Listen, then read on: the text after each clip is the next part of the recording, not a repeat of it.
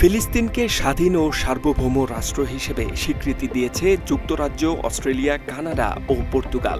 এছাড়া ফ্রান্স সহ আরও কয়েকটি দেশ আগামী কয়েকদিনের মধ্যে ফিলিস্তিনকে আনুষ্ঠানিকভাবে স্বীকৃতি দিতে পারে বলে ধারণা করা হচ্ছে।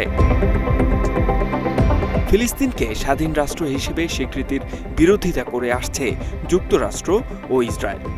পশ্চিমা দেশগুলো ফিলিস্তিনকে স্বীকৃতি দেওয়ার ক্ষোভে ফেটে পড়েছেন ইসরায়েলের প্রধানমন্ত্রী বেনিয়ামিন নেতানিয়াহু। এখন প্রশ্ন হলো, এই স্বীকৃতি দেওয়ার পেছনে কি কারণ রয়েছে? এর ফলে কি আমূল কোনো পরিবর্তন ঘটতে যাচ্ছে বিশ্ব রাজনীতিতে? ইসরায়েলের সঙ্গে দীর্ঘদিনের বিরোধের জেরে ফিলিস্তিনের আন্তর্জাতিকভাবে স্বীকৃত কোনো সীমানা, রাজধানী বা সেনাবাহিনী নেই। পশ্চিম তীরে ইসরায়েলি সেনাবাহিনীর বহু বছরের দখলদারিত্ব চলার পর 1990-এর দশকে প্রতিষ্ঠিত হয় ফিলিস্তিনি কর্তৃপক্ষ।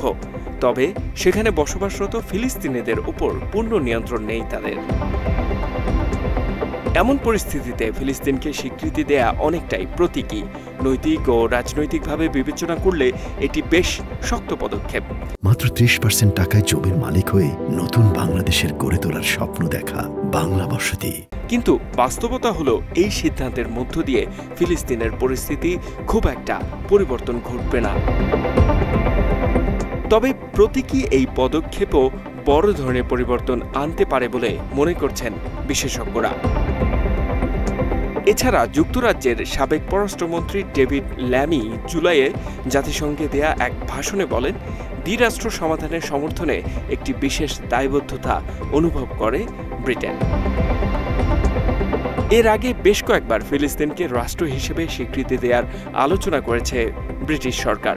তবে এমন সময় তারা এই পদক্ষেপ নিল যখন এর সর্বোচ্চ প্রভাব পড়বে। জাতিসংঘের 193টি সদস্য রাষ্ট্রের প্রায় 75 ভাগই ফিলিস্তিনকে রাষ্ট্র হিসেবে স্বীকৃতি দেয়। তবে জাতিসংঘের কার্যক্রমে তারা অংশ নিতে পারলেও কোনো বিষয়ে ভোট দেওয়ার সুযোগ নেই ফিলিস্তিনিদের। এদিকে সবসময় ফিলিস্তিনকে রাষ্ট্রের স্বীকৃতি দেওয়ার বিরোধিতা করে এসেছে ট্রাম্প প্রশাসন।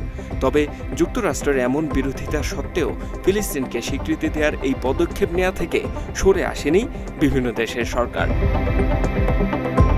গাজায় ভয়াবহ দুর্ভিক্ষের চিত্র, ইসরায়েলি সেনাবাহিনীর ক্রমাগত আগ্রাসনের কারণে বাড়তে থাকা ক্ষোভ আর এসবের ধারাবাহিকতায় মানুষের মধ্যে তৈরি হওয়া প্রভাবের মতো বিষয়গুলোর কারণে এ পর্যায়ে এসেছে যুক্তরাজ্য, অস্ট্রেলিয়া, কানাডা ও পর্তুগালের মতো দেশগুলো।